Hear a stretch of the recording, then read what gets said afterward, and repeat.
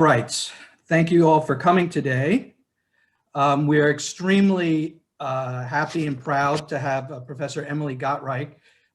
Professor Gottreich is an expert on Moroccan Jewish history and Muslim-Jewish relations in the Arab-Islamic world more broadly. She's an adjunct professor in global studies and history departments at UC Berkeley, from 2014 to 2020, she also served as the chair of the Center of Middle Eastern Studies. Professor Gottreich received her Bachelor of Arts in Middle Eastern Studies at Berkeley and her MA and PhD from Harvard. She is a three-time Fulbright awardee, a past president of the American Institute for Magreb Studies, and a winner of the Phi Beta Kappa Award for Excellence in Teaching. She's written and edited a number of journal articles and books, including editing Jewish Culture and Society in North Africa, with co-editor Daniel Schroeder, and more recently, Jewish Morocco, a history from pre-Islamic times to the present. So again, I am very happy to be able to present Professor Emily Gottreich. Thank you so much, Matthew. It's such a pleasure to be here with all of you. I'm just going to share my screen here, make sure that that's working correctly.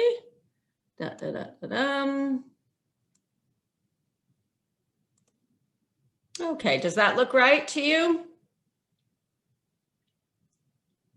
Now you're Matthew now. Okay, yes, thank you. No, it's fine. Thank you. Okay, so to begin with, just again, my thanks to Matthew and to the organizing committee for inviting me to share in this really wonderful event, and a big mazel tov to you for this Torah. This is really something quite extraordinary.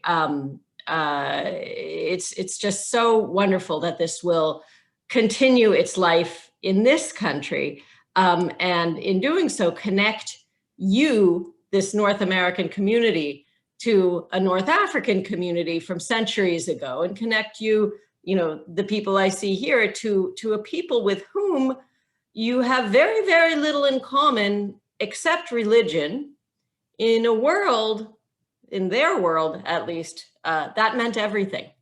So it's a big deal. It's certainly a big deal.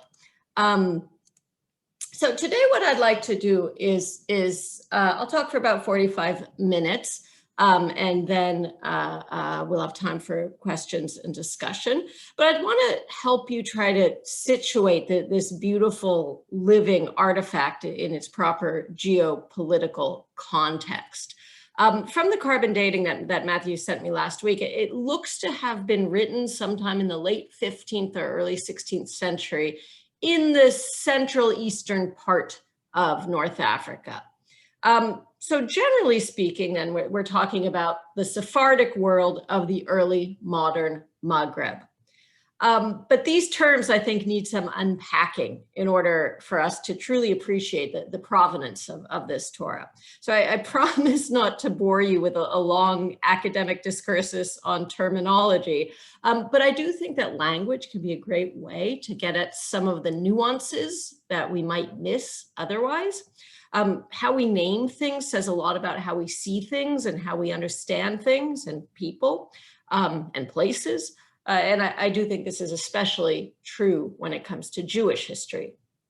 So following this outline that you see here, we'll start by discussing some of the more pertinent terms and concepts that are involved. We'll then look at two of the pivotal historical junctures, the two pivotal historical contexts that shaped the world of your Torah's scribes. And here I'm talking about Al-Andalus, which is to say Islamic Spain, and the Ottoman Empire. Finally, we'll try to imagine what life was actually like for Jews in early modern North Africa. What did people eat? What languages did they speak? What did they believe in? How did they practice their Judaism? So this is quite a tall order for the short time we have together. So let's go ahead and get started.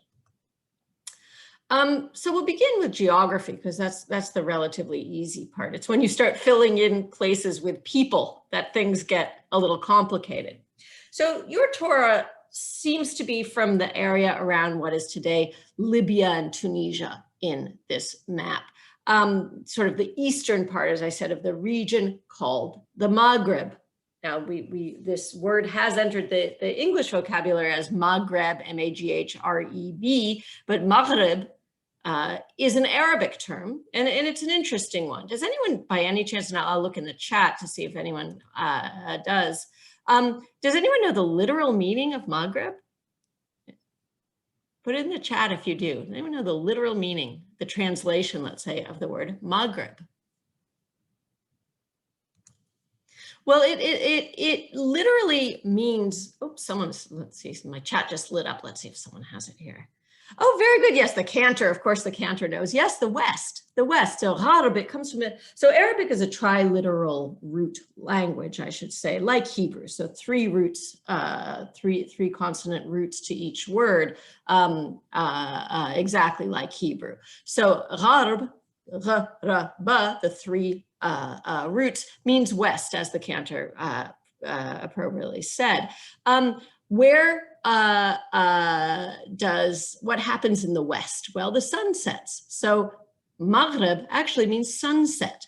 It also means the furthest west, that kind of, when you put the meme in front of it, very much like Hebrew, it makes it sort of the extreme. So we're talking about the furthest west. So if Maghreb is the furthest west, the place where the sun sets, the furthest west of what, though? And when we look at this map, we see that it's the furthest west of the Islamic world. As Islam spread from Arabia westward, really, if you look at this map, Mauritania, Morocco, and so on, is as far west as it ever became the majority religion. And in fact, the name of Morocco itself is Al-Maghreb, the Maghreb in Arabic. And in fact, if you want to be really technical about it, its name is the farthest part of the farthest west. Al-Maghreb al-Aqsa. So the term Maghreb, meaning the western part of the Islamic world, is historically used to refer to all of North Africa west of Egypt. Egypt is always sort of its own thing. So we're talking about today's Morocco, Mauritania, Algeria, Tunisia, Libya. Later, with French colonialism in the 19th century, that term narrows a little bit to Le Maghreb, which doesn't include Libya, because Libya was colonized by the Italians, not the French, but that happens much later than when your Torah was written. So we can say that your Torah is Maghrebi. It's a Maghrebi Torah, and that is a good thing. Maghrebi Jews were something quite special. The first thing about them that is special is how numerous they were. So this map shows the approximate number of Jews that lived in the Arab world in the past, as well as the dissolution of those communities in modern times. We're mostly interested in that first set of numbers in red. And just taking a quick glance at these, I think we can notice a few things. One, it's quite clear that there were a lot of Jews in the Maghreb historically. In fact, more than in any other part of the Arab world. Yes, we can see towards the east that there were Jews in Yemen, Jews in Iraq, Jews in Syria, and so on. But all of those communities of sort of the Middle East put together did not equal the number of Jews there were in Morocco alone, let alone if you add in the rest of the Maghreb. Morocco alone had around 265,000 Jews at its height.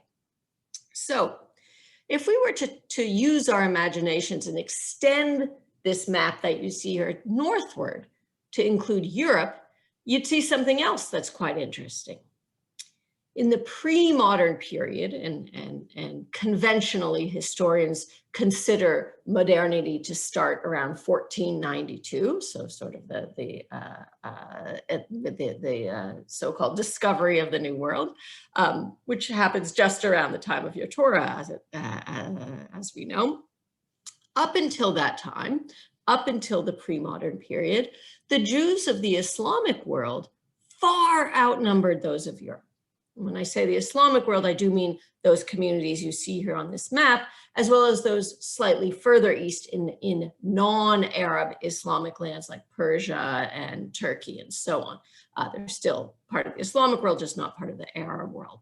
So if you expand that map, as I said, northward and eastward, you would find that the Jews of the Islamic world were the vast majority of the world's Jews in the pre-modern period. Up to 90% of the world's Jews used to live in the Islamic world. It's only around the time of your Torah's creation, around the 16th century, that a demographic shift starts to take place and European Jews begin to outnumber those of the Islamic world. That's when the communities of Eastern Europe start to be established. I'm sure many of our ancestors come from those communities, but they don't become important until really around the 16th century. Until that time, the weight of world Jewry is in the Islamic world, overwhelmingly.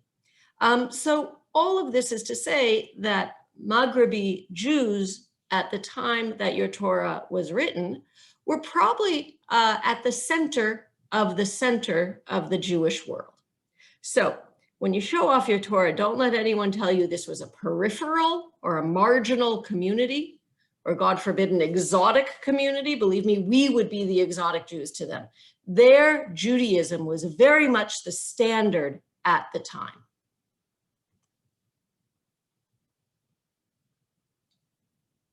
So the other term I'd like to unpack is an especially crucial one in this context, and that's the term Sephardic, Sephardim, the Sephardic Jews.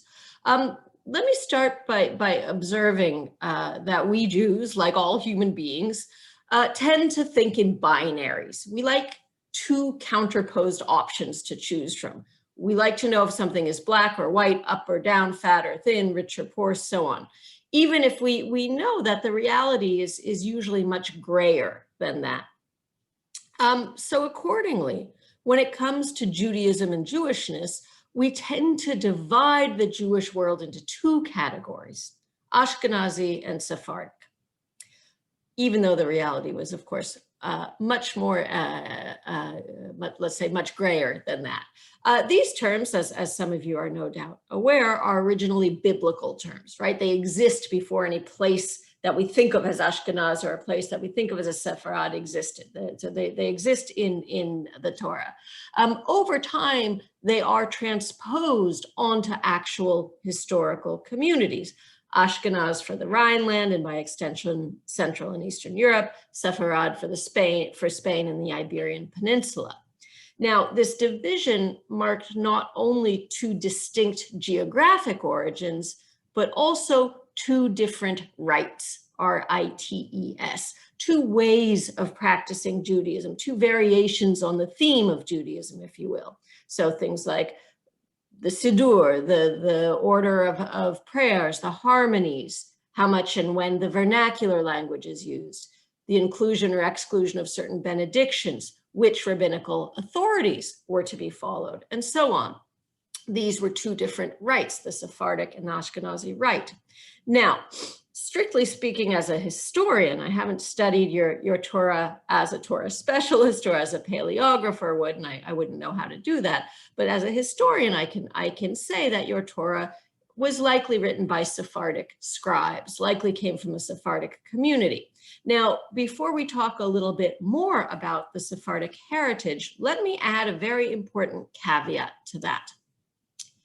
Many of the Jews of the Maghreb and the Islamic world that we call Sephardic are not really Sephardic at all, in the sense that they are not historically linked to Spain. They are not the descendants of Jews who were expelled from the Iberian Peninsula in 1492.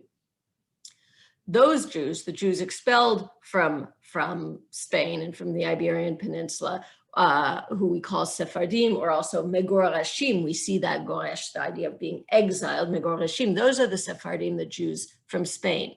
Now, the long settled communities that the Sephardim encountered when they came to the Maghreb and to points further east are indigenous Jews. We call them the Toshavim, like Leshevet. They're sitting, they're settled Jews.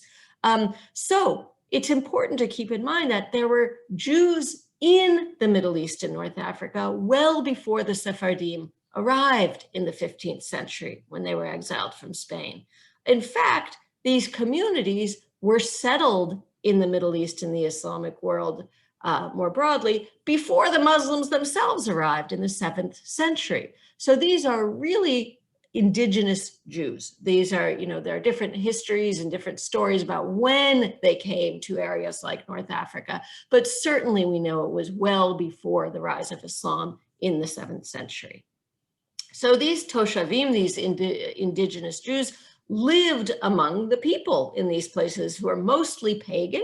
Pagan we think about as kind of a derogatory term. In fact, it was kind of the good old time religion before Judaism, before Islam, before Christianity in the Middle East and North Africa. It was the old religion, the established traditional religion. And there were also some Christians in these areas as well. But Jews lived among them.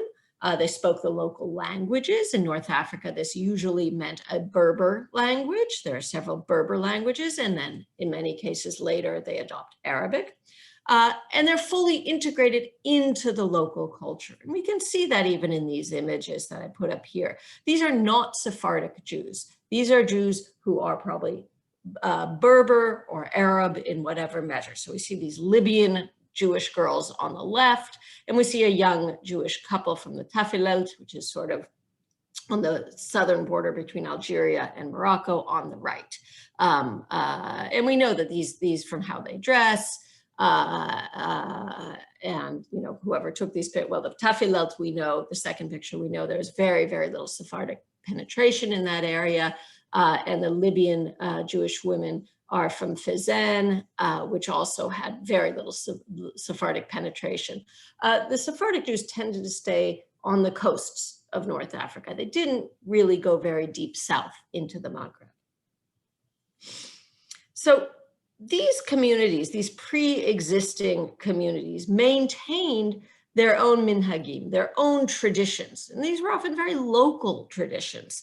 In Libya, for example, Jews of that southern area that I just mentioned, Fezzan, didn't adopt the Sephardic Siddur, maintained their own Siddur. So we still know what a southern Libyan Siddur looks like, and it's a little different from the Sephardic one.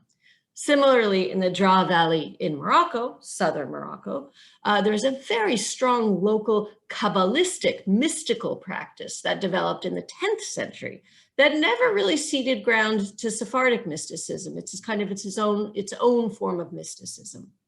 Finally, you can see this quite clearly in Israel, for those of you who have been there. If you walk down the street in a so-called Mizrahi, that's the term used in Israel for a lot of these communities. If you walk down the street in a so-called Mizrahi neighborhood, you don't generally see something called a Sephardic synagogue.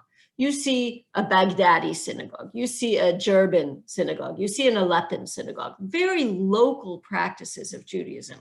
So the Toshavim, the indigenous Jews, and their practices are still there, okay? They're still underneath the kind of more dominant Sephardic, or when you get to Europe, Ashkenazi practices, despite our love of binaries, despite the fact that the Israeli state recently ruled that the Ethiopian Jewish community is to be considered Sephardic. Of course, it has nothing to do with Spain at all. It again has to do with the state wanting to categorize things in easily legible ways. So the Sephardic rite does come to dominate in the Maghreb, but I just don't want us to lose sight of the fact that it often existed alongside with or overlapped local traditions and local practices.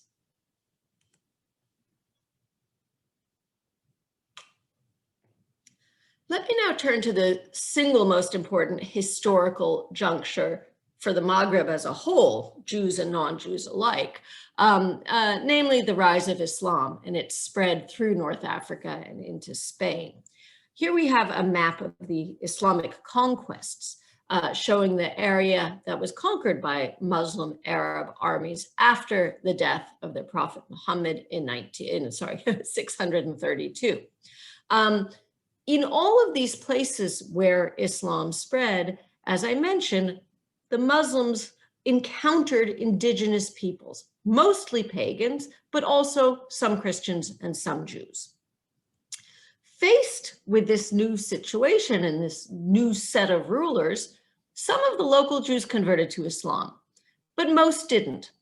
They were not forced to. This is an important point. Forced conversion is not considered legal under Islamic law. There's a famous part of the Quran that says, La ikraha fi din, there is no compulsion in religion, which is understood as forced conversion is not to be tolerated. Again, doesn't mean it doesn't happen, but legally there is no grounds for it. So some Jews in this new situation became Arabized, meaning they adopted the Arabic language and culture, but didn't adopt the new religion. So they were Arab Jews. In any event, lots and lots and lots of Jews end up living as minorities under Islamic rule. So what was life like for them? It's very hard to generalize. This is a huge geographical area.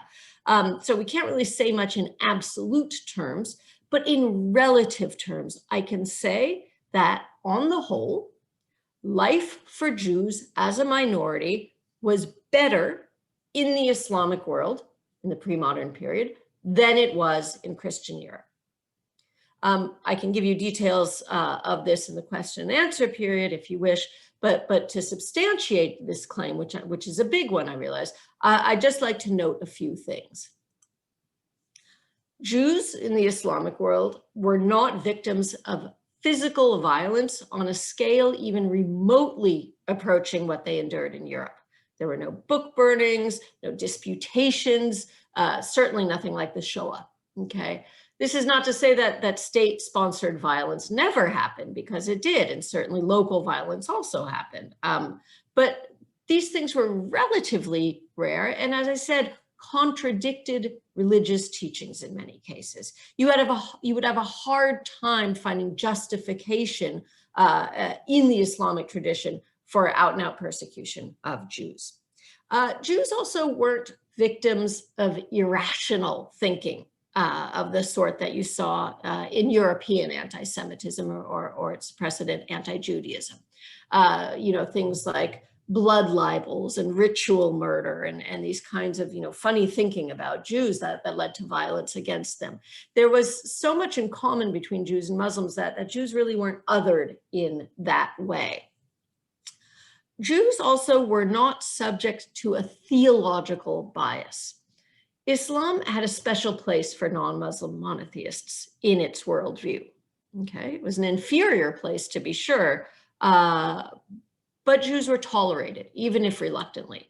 Their official status was as a protected people. Now, this is very different, again, if we're seeing things in comparison, which is really the only way we can. This is very different from Christianity's traditional theological view of Jews and Judaism as having been superseded, right? That Jews were what the British historian Arnold Toynbee very unkindly called a living fossil, that they might exist, but they really should not. It was an existential problem for Christianity that Jews and Judaism continue to exist. You don't have this kind of existential crisis by the existence of Judaism and Islam. Certainly there's a historical bias, which I'm happy to talk about, and it comes particularly from Muhammad having really thought the Jews would accept Islam because it was so much like Judaism, and he's very upset when they don't. But it's not a theological bias in the same way. So at the foundation of Muslim-Jewish relations in the Middle East and North Africa, there lies an uncanny similarity in terms of religious beliefs and practices. Okay, and I've noted some of them here. Both religions have at their foundation the strictest monotheism, the one God. In both religions, the oath of allegiance is almost the same. The Shahada and the Shema, what we say the Shema, is almost directly echoed in the proclamation of faith among Muslims. Now, both religions look at Christianity and that Trinity as something other than monotheism, as problematic in some way, and neither of them have that issue. Both of them are strictly monotheistic religions. Both Islam and Judaism adhere to dietary laws, kashrut for Jews, halal for Muslims, and they're similar in many ways. Both prohibit the consumption of pork and other unclean foods and so on. Finally, both religions have law as the foundation of their religious traditions. And the name of those set of laws is even the same. So Sharia and halakha mean the same thing, the path, the way, and so on. And many of the laws are very similar. Now, I could go on, but I think the pattern should be pretty clear. So within this broader Islamic context, there are two moments that I mentioned that I think are particularly formative for Maghrebi Jewish communities that I'd like to highlight. The first is this one, Al-Andalus, Andalusia in the area called Andalusia in Spain, but under the Islamic world, this is called Al-Andalus. And Islam was the ruling religion through most of Spain from this period 711, when the Muslim Umayyads came through North Africa, as we saw, up into Spain, crossing the Straits of Gibraltar in 711, to the final battle of the Reconquista in 1492.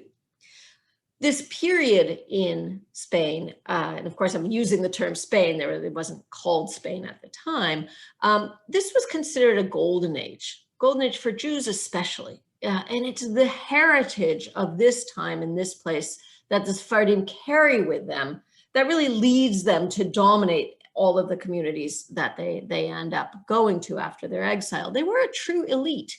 They were educated, they were cosmopolitan, they were cultured. They included people like this gentleman on the left, Moses ben Maimonides, the Rambam, one of the greatest Jewish thinkers and general philosophers of all time. He was born in Cordoba, he moves to Fez and eventually to Cairo, where he serves as the court physician to Salahuddin, to Saladin.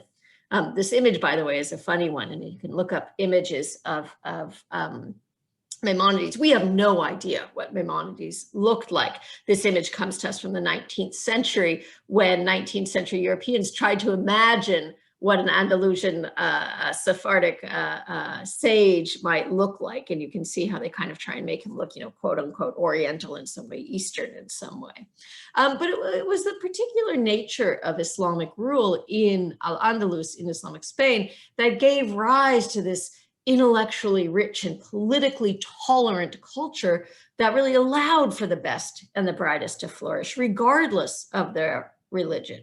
So this period of intense cooperation between Jews and Muslims and Christians that really marked Islamic Spain is sometimes called the convivencia in Spanish, those sort of living together, convivencia. To kind of note this cooperation between Jews, Muslims, and Christians, especially in areas like philosophy, architecture, poetry, music, theology, and especially translation.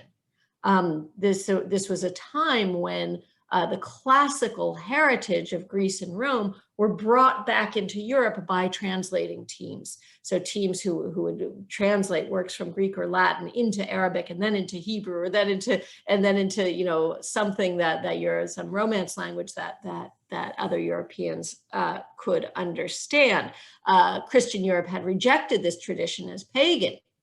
So it's only through the scholars of Islamic Spain that this tradition, that the classical tradition, comes back to the West. This kind of convivencia is what made Islamic Spain the most advanced place in Europe by far during this period. And this was a time when Jews elsewhere in Europe were being ostracized or being expelled. At the same time, Jews in Islamic Spain were leading armies. They were serving as government ministers. They were making scientific discoveries. And as I said, they were translating classical Greek knowledge into Hebrew, into Arabic, and so on. I just want to read you an assessment of this period, staying with that comparative mode between the Islamic world and Europe at this time. This is by the contemporary Iranian philosopher Ramin Jahanbegloo. And I'll just read it to you because I think it's quite dramatic. It's probably a little exaggerated, but the elements of it are true. So he writes, While Europe was darkened at sunset, Cordoba, the largest city and the seat of the Muslim Moorish Empire in Spain, was illuminated by public lamps. Europeans bathed in streams and lakes. The citizens of Cordoba had over 1,000 bathhouses. Europe was infested with vermin. People in Muslim Spain changed their undergarments daily. Europeans walked in mud. Cordoba's streets were paved. Europe's palaces had smoke holes in the ceiling. Cordoba's arabesque architecture was exquisite. Europe's nobility could not sign its name. Cordoba's children went to school. Europe's monks could not read the baptismal service. Cordoba's teachers created a library with over 2 million books on every subject of human life. Gives you a taste of that difference. So this is the tradition, the knowledge that the Sephardic Jews bring with them to North Africa, to the Maghreb, with their exile in 1492. With this body of knowledge, they also bring a strong sense of galut, of exile, of longing for the places that they left behind.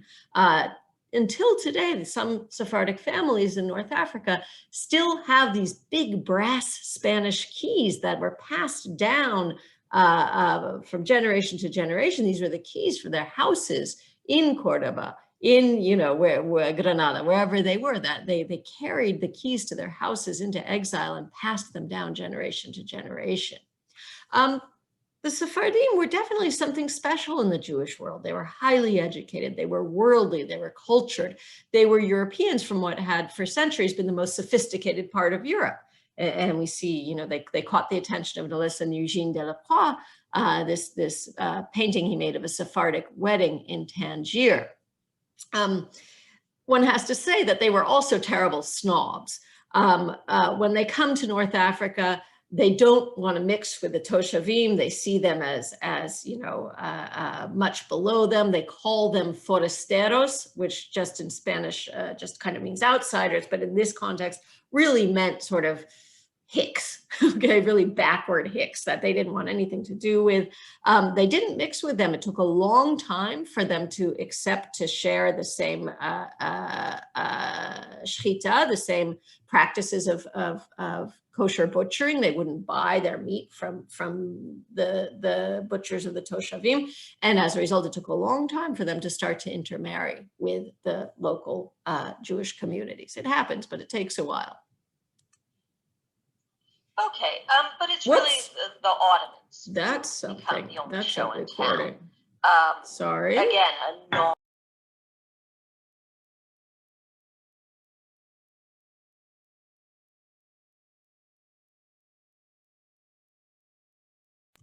Unmuted. Sorry, there's an old recording under that slide about the Ottomans. And the Ottomans, of course, are the empire that's in power when the North African Jews and the Sephardim join together and start kind of mixing. So the Ottomans take over North Africa beginning in 1512. And this is a good thing for Jews of North Africa, whether they're the Sephardic exiles or they are the local indigenous Toshavim. Previously, Spain, which was then under the Inquisition, actually held parts of North Africa, especially the parts that we've been talking about. And this was not such a good thing for Jews, so they tended to leave, especially when the Knights of Malta also took over parts of North Africa. So the Jews tended to leave and go further, deeper into the south of the Maghreb. When the Ottomans take over in 1512, Jews start coming back. And we know that this was a good thing for Jews, that Jews welcomed Ottoman rule in North Africa. The Ottoman Sultan was no fool. When the Spanish, when Isabella and Ferdinand marry and unite Spain and kick out the Jews and eventually the Muslims, the Ottomans saw this as a great opportunity. The Ottoman Sultan took advantage of the Spanish crown's terrible miscalculation. And we can see historically how things did in fact go downhill for Spain pretty fast after 1492, especially when they then, not too much later, expelled the Muslims as well. So in the wake of the 1492 expulsions, the Ottoman Sultan does something very smart, in my view. He invited the Sephardic Jews to take refuge in the Ottoman Empire. And we see this painting on the left depicting Mehmet the Conqueror welcoming a shipload of Sephardic Jews to the Ottoman Empire. The Ottomans had recently conquered Constantinople and were building it into Istanbul. And they were in need of a mercantile middle class to help consolidate their newly expanded empire. So the Ottoman Sultan saw that the Sephardic Jews possessed exactly the skills necessary to fulfill this need. So we've seen how educated, how skilled they were. They also had extensive experience in Mediterranean commerce.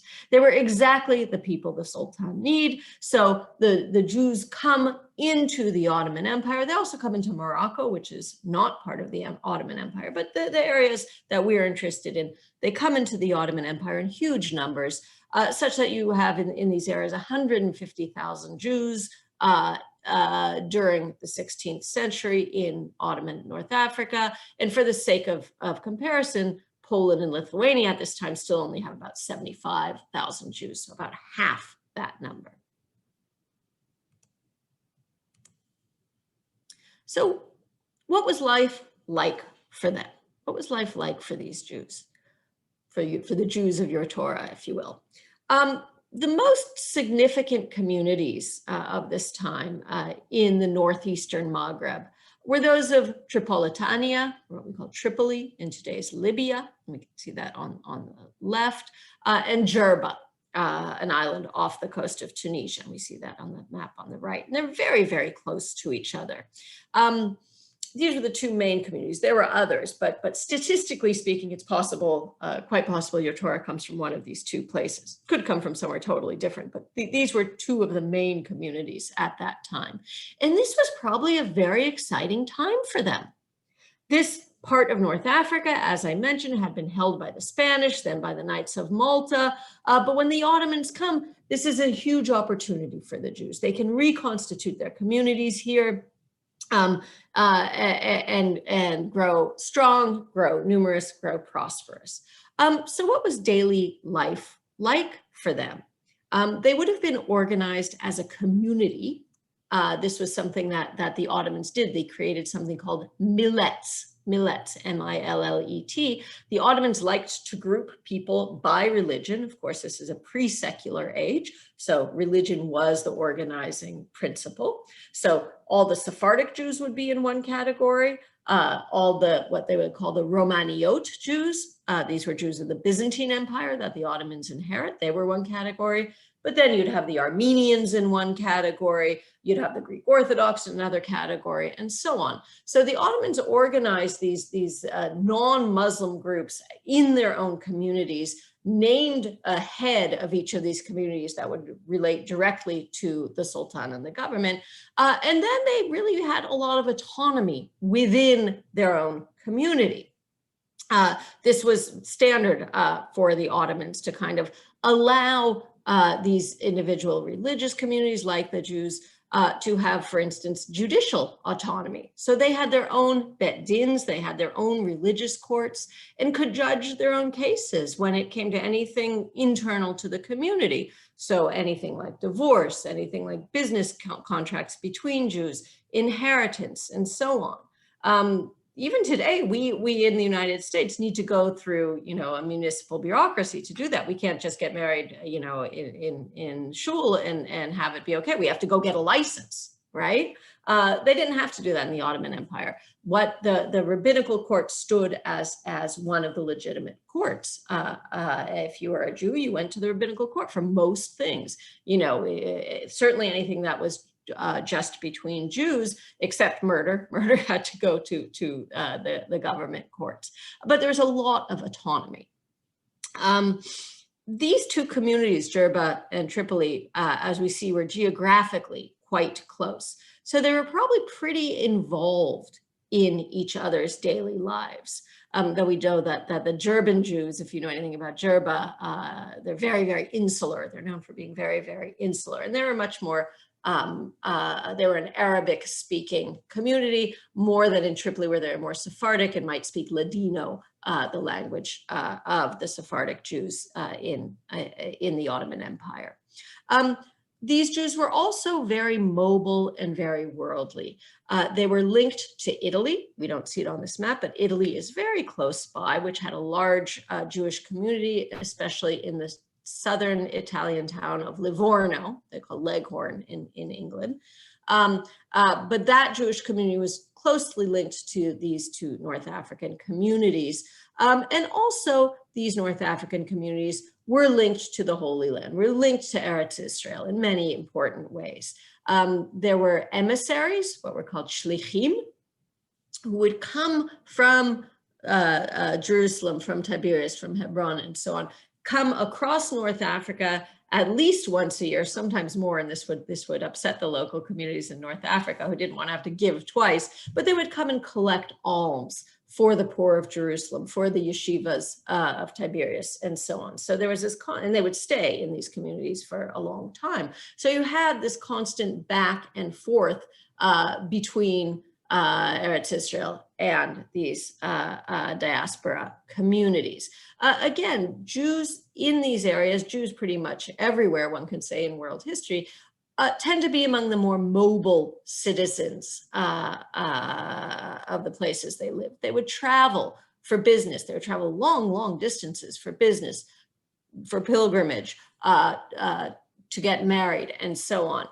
Which brings us again back to the question of language, which is an important one. Jews in this situation, let's say a Jew from Israel coming to North Africa who may or may not speak Arabic, may or may not speak Ladino, may or may not speak one of the Berber languages, would use Hebrew. So Hebrew could be used for, quote unquote, secular topics when necessary. It was a way that Jews could talk to each other from different places. So it's not exactly true that Hebrew was a dead language and used only in the synagogue until, its modern resuscitation in Israel. No, Hebrew would be used occasionally, especially when these shlichim, when these emissaries would come, and Jews needed a language to talk to each other in. Okay, so Hebrew was useful for that. Okay, culturally, there's certainly a lot to talk about, but I think this shakshuka looks pretty tasty. It's breakfast time in California. So we'll start here. Shakshuka, for those of you who know it, is a delicious spicy tomato stew with eggs cracked into it. And it's claimed to be a Libyan Jewish dish. I'm sure other communities will fight and say it's theirs. But Libyan Jewish food had, like all Jewish food of wherever you go, had sort of a combination of local influences and then some of the restrictions because of kashrut that helped kind of determine what was in it. But so shakshuka was a Libyan dish. There was also a lot of Italian influence in Libyan Jewish cooking and even into Jerba as well. Haraimi, for those of you who know it, a delicious tomato fish stew, was also typical of this area. And to the horror of Moroccans, they would eat it over couscous. Moroccans never put fish on couscous. That's something that happens in Tunisia and Libya and so on. Now, as I said, like everywhere, Jewish food in the Maghreb developed along the lines of local culinary traditions with kind of special innovations or variations due to the restrictions of kashrut. So keeping kosher was actually easier for Jews in the Islamic world because, as I mentioned before, Islamic food laws are very similar. No pork, no shellfish in most cases, and so on. But on top of that, the Sabbath, the observance of the Sabbath, produced the most distinctive dishes for Jews. So Jews would cook their stews at a low heat for almost 24 hours in communal ovens. Then you end up with something like a cholent, but sorry, it's a lot better than cholent. In Morocco, this is called dafina. They call it in Libya harissa, but it's sort of, a slow cooked dish, which might have wheat, might have potatoes, chickpeas, and so on. The image on the right reminds us again of the persistence of popular or lived religion, what used to be called superstition, but one could argue is no more or less superstitious than what happens in the synagogue, Forgive me, Rabbi. But the domestic sphere, I just want to remind us, was also an important locus of Judaism in these communities as elsewhere. So these symbols here were meant to ward off the evil eye.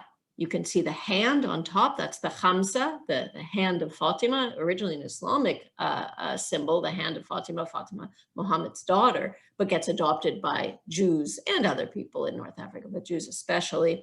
That's a prophylactic against evil, fish as well. On the right, you see an interesting symbol that's like two menorahs put together, but also looks a lot like the symbol of the Berbers. So you kind of are combining sort of a very kind of Berber Jewish symbolism there. The color blue, of course, also seen as protecting. So again, this kind of local religion persists. So clearly this is a very, very rich tradition that you should be proud to be connected to. And I'm happy to answer any questions you have about the history of these communities. But once again, I'm just so very excited that this Torah has found such a welcoming, warm home and will continue its existence with us here in the United States. Thank you. Well, thank you very much. This is a wonderful overview of a topic that obviously we can discuss for, I imagine, many semesters. I wanted to ask if people have questions, if they could put them in the chat room. I just wanted to ask, I was curious, how did European colonialism, jumping forward a few centuries, play a role in Arab-Jewish relations, which eventually obviously leads to the great exodus of Jews from this area in the 20th century? Well, that's a perfect question. Of course, I stuck with the earlier period to kind of, give you the context for your Torah. But what happens in the modern period, beginning really in, I'd say that Algeria is colonized in 1830 by France, and it kind of goes on from there. But in the 19th century, all the European intervention, especially French intervention in this area, is extremely damaging to Jewish-Muslim relations. It happens in different ways in different parts of the Maghreb, but for instance, in Algeria, in 1870, the French government decides to give all, which controls Algeria, gives all Jews French citizenship. All Algerian Jews French citizenship, and this is a welcome thing for Algerian Jews. They wanted it and they were glad to have it. The motivation is somewhat cynical on the part of the French. There's a big election coming up, and they want to create a bunch of, overnight they get 80,000 votes for the party that gives them citizenship, and what do you know, that party wins. But it does create a system in which there was no going back. So once the Jews are taken out of the traditional structure in which they lived under Islam, which, as I said, was, tolerance, it wasn't equality, it wasn't citizenship, but it was tolerance. Suddenly, when the French leave, the Jews are left in an existential crisis. They have been culturally, and I didn't mention also the French opened schools called the Alliance Israélite Universelle, beginning in 1864, in Tétouan and in Morocco, and then eventually throughout the region. They opened these schools that sort of de-Arabize the Jews, turn them into Europeans. They have these children in these schools every morning do a pledge of allegiance to their ancestors, the Gauls, which is hardly who their ancestors are, but they deracinate them. And so when, the Jews were very much on the side of the Europeans. They wanted, there was a new game in town. We can't blame them. We can't call them collaborators. Europe was offering something that looked like equality for Jews, right? Whereas you were still in this, mode of tolerance in the Islamic world. Yes, they wanted to have some of that, but the French don't stick around. They leave. In Algeria, the Jews who have become French citizens they are able, at least, to leave to France where they want to go. I mean, they still have to leave their homes, but they have somewhere to go. The Jews in Morocco and Jews in Tunisia don't have that option. They don't have anywhere to go. They don't know what's going to happen as these countries become independent. There's a lot of chaos. There's a lot of uncertainty. And they, very quickly, many of them decide to leave, and many of them are kind of enticed to leave, and they end up going to Israel. Even though it's not clear that's what they wanted to do. So to make a very long story short, and I really appreciate the question, because we so often hear that it's the creation of Israel that is what put an end to harmonious Jewish-Muslim relations in the Islamic world, but it was not that. It happened much before. That was maybe the straw that broke the camel's back. But this process of extracting Jews from these structures in which they had thrived for 1,000+ years, that happens before, and it happens because of colonialism. Wonderful. I just wanted to ask. I'm trying to field questions. Jumping back historically, sorry. As many of us, not all of us, but as some of us are descended from the Ashkenazi tradition, I'm just curious. It seems fascinating to think of what the exchange would have been between Jews in the Ashkenazi world, which I guess would have been lumped in with the more Western society, the exchange between them and the Magreb world. Sure, that's a great question. So again, in this earlier period, there were not a lot of Ashkenazi Jews. There were mostly sort of in Germany and the Rhineland, the Central European Jews. Those Eastern Jewish European communities that we are familiar with get established later. Okay, there are some Jews there, but they don't become big and important. Sort of the idea of the shtetl and all of that comes a little bit later. And those Jews, what we traditionally think of as Ashkenazi Jews in Eastern Europe, had very little to do with North African Jews. And we know this because when, Zionism, which grows out of Eastern European Jewry, they're very candid about saying, this Zionism was a solution for the problem of, anti-Semitism in Europe, articulated through nationalism, which was also a European ideology. And they even say, we didn't even know there were Jews in other places. So when they finally start sending Zionist propaganda to North Africa, they send it to them in Yiddish, which of course the people can't speak there at all. So there wasn't that much connection. However, there would have been a connection between merchants. So Jewish merchants were very mobile. We know that. I don't know if people know about the Geniza documents, this incredible collection from Egypt, that because Egypt is Egypt, it's very dry and kind of mummified. And this collection of documents going back from the 7th century are found in a synagogue in the 19th century. And the people who have studied them have seen that the merchants, the Jewish merchants of North Africa, traveled all over the place. So they did go up into Europe.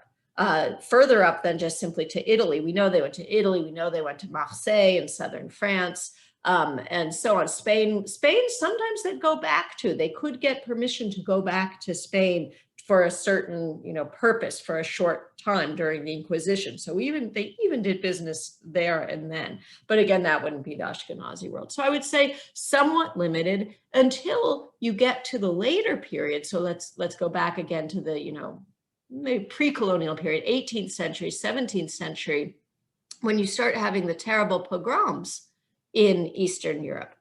A lot of people, though, so the Khmelnytsky pogrom in the 17th century, Poland, Ukraine, Jews fleeing those pogroms fled down into Egypt. So you actually have a large Ashkenazi Jewish community in Egypt that is sort of Polish Ukrainian.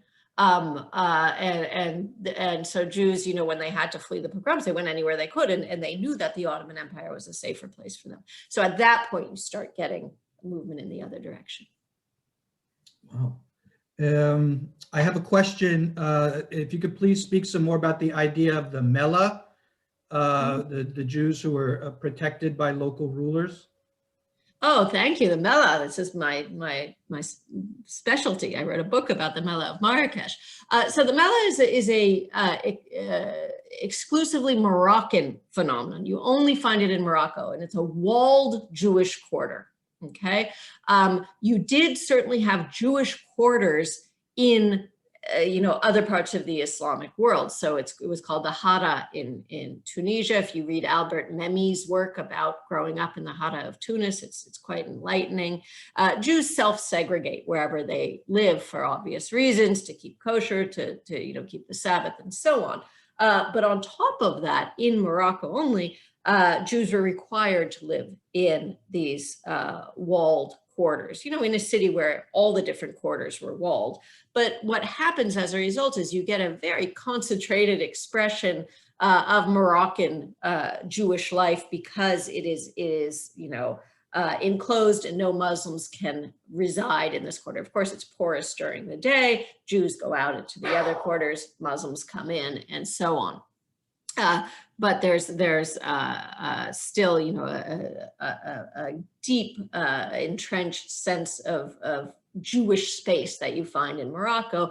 And as the questioner hinted at, there was a sense of protection in this.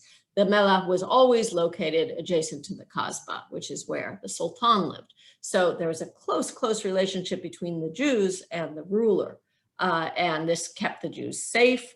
It allowed the Moroccan Sultan to make use of their skills. Traditionally in Morocco, the Sultan's head chef was Jewish. Moroccan Jewish cuisine is something special, and the Moroccan Sultan knew that. So there was kind of a symbiotic relationship there. But again, the Mellah is only in Morocco, but elsewhere as well. You had similar kind of close relations between the ruler and the Jews. It was really seen as this tolerance was articulated in terms of protection. Literally, the status of Jews was called dhimma. Dhimma means protection. The ruler had an obligation under Islamic law to protect his Jews.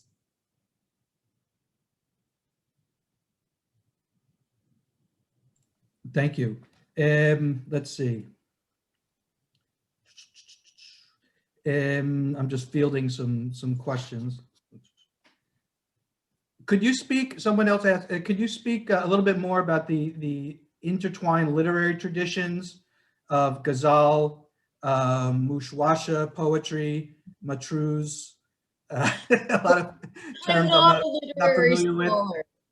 This is someone out there is much more of a scholar than I am. This is a little bit beyond my. I mean, all I can tell you is yes, there are intertwined literary traditions, and you see that developed very much in Islamic Spain, but also beyond Islamic Spain.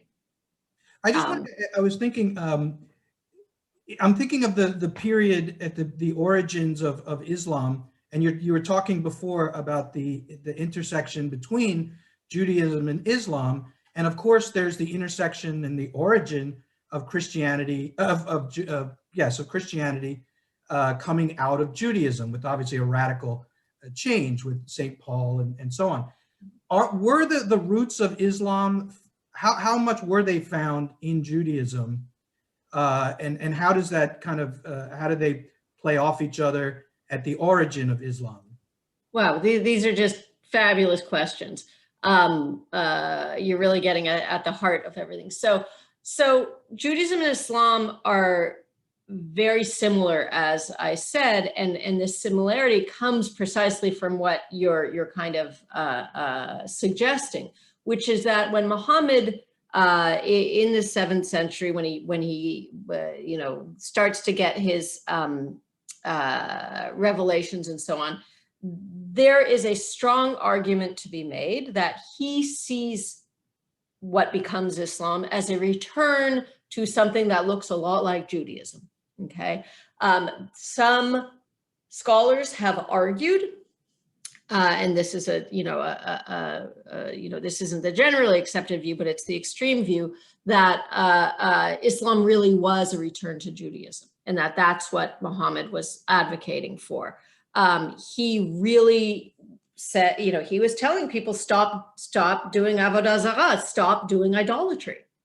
be good monotheists. Your God told you to be good monotheists. And you see this when in a genre called Israeliyat, where it's about Muslims talking about Jewish topics. And they're constantly telling the Jews, your God told you, or not your God, God, you know, Allah just means God in Arabic, and it's certainly the same God as, you know, Hashem, you know, told you, don't make a golden calf. Why did you make a golden calf? You know?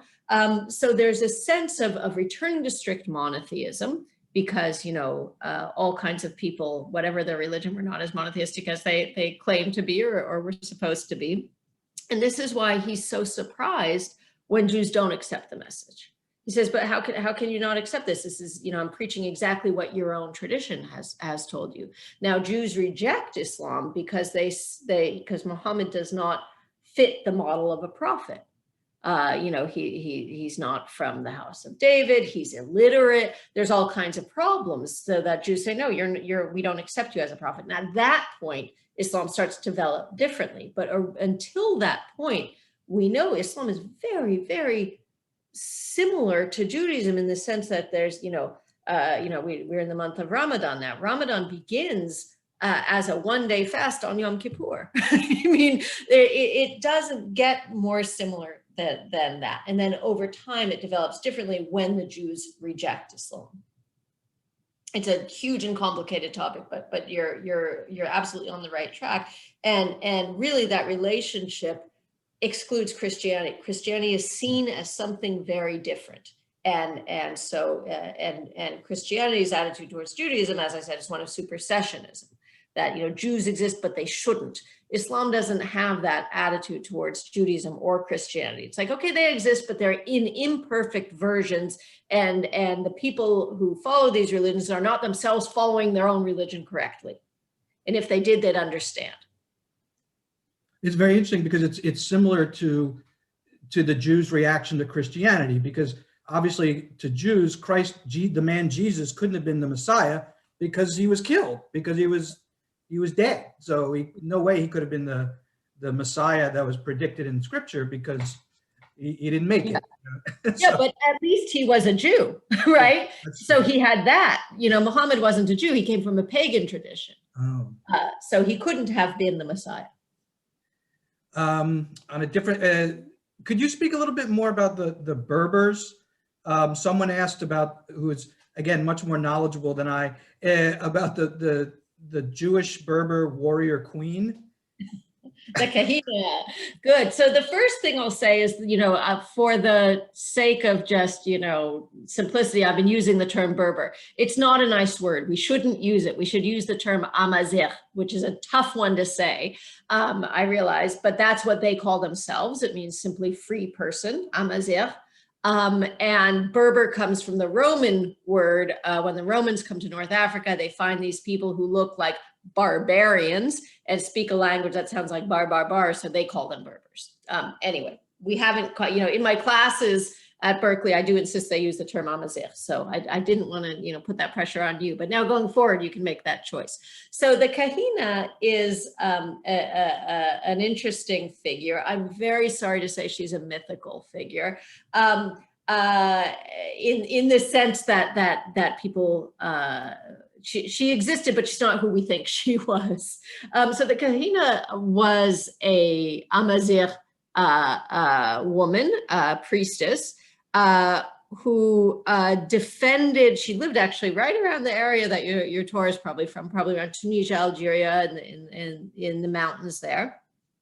And when the Islamic armies came through North Africa, she was a warrior and she resisted them, and she fought them, and she stopped them, and she stopped them for a good 20 years. They couldn't get past her.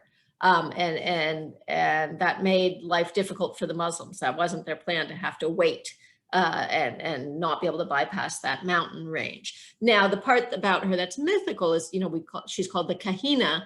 Dihya is her name, but the kahina, and we hear Cohen in that. Priestess, exactly. So that's some of the cantor just put that in. So that's why with that name, people have said, oh, she is Jewish. The Berbers also claim her as, you know, their icon, as do feminists, as do a lot of other people. She existed. She was a person. She was a warrior who blocked the Muslim armies for a short while when it became clear that she couldn't hold them off forever. She actually allowed her sons to join them, and then push forward. But so she's seen as a great Berber nationalist hero these days in North Africa, and among Jews, she's claimed by Jews, but we really don't know that she was Jewish, but it's a nice idea. So is she like a I guess like a Maccabee type figure, or no? Yeah.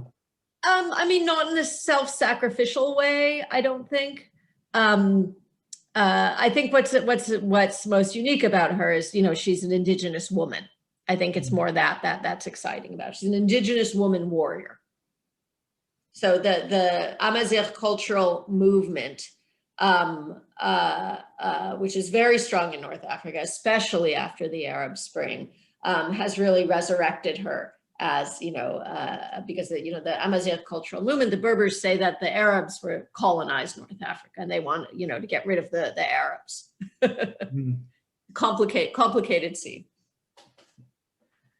Great. Are there any other questions? I am extremely happy. I'm overjoyed with this conversation, with your giving us this amazing oversight, very specifically about our Torah, and obviously the pride that we should have in our find, literally our find. And again, I'm very, very thankful for you to come. I just have one more question. I'm like, what would you be teaching this fall at Berkeley? Oh, so this fall I'll be teaching a course on North Africa. So I teach the North Africa history, culture, environment. And then I also will be teaching probably in the spring a course called Jews and Muslims. And it's a large course. I get a lot of interest in it. And what's quite wonderful about it is, despite what everyone thinks about Berkeley, I've been teaching this course over 10 years, not one argument, not one unkind word, nothing. The students are incredible and respectful and curious, and it's an absolute joy to teach. Very good. Yeah, I'm afraid the courses are not available via Zoom, but if you go to Berkeley Extension, I think there are ways to enroll. Okay. And please don't hesitate. If people have questions, feel free to email me. My semester just ended, so I'm not as busy as I usually am. And I'm always very happy to share this kind of information. Great. And like we posted your works on our Facebook page. I purchased the one you edited, and just the chapter on the historiography alone was fascinating. All right, I want to thank you so much for waking up early and joining us on the right coast. And I hope to, I have your email address if anyone is interested in asking other questions. Oh wait, Marge, you have I see your hand raised. Unmute, Marge. I just wanted to say thank you so much, because we have so many questions about the Torah itself that you've given us new food for thought. I don't know if we'll ever know where it really came from, but doesn't matter really. It doesn't really matter, right? But where it's going. Thank you. It was absolutely fascinating, and I truly had goosebumps listening. Thanks again. Oh, thank you, Marge. So much. Elaine, what were we going to ask? Yes, Elaine? I just wanted to ask, we found this Torah in our synagogue, is that correct? Yes. It was found in the synagogue? Well, it's an interesting and maybe not an interesting story in that we kind of found it in, kind of haphazardly, but now we have it and we're taking great care, and it's already been digitized, it's been photographed digitally, and so we know that we have it, and we're just going to, this program is really going to hopefully expand, and we could share it and learn from it and use it. We used it in a Shabbat service a few months ago, and it was a wonderful experience, and we're very happy to have it. Mazel tov. Okay. All right, I'm going to end the meeting, but thank you very much, and thank you again, Professor Gottreich. My pleasure. Everybody have a nice day. You too. Thank you.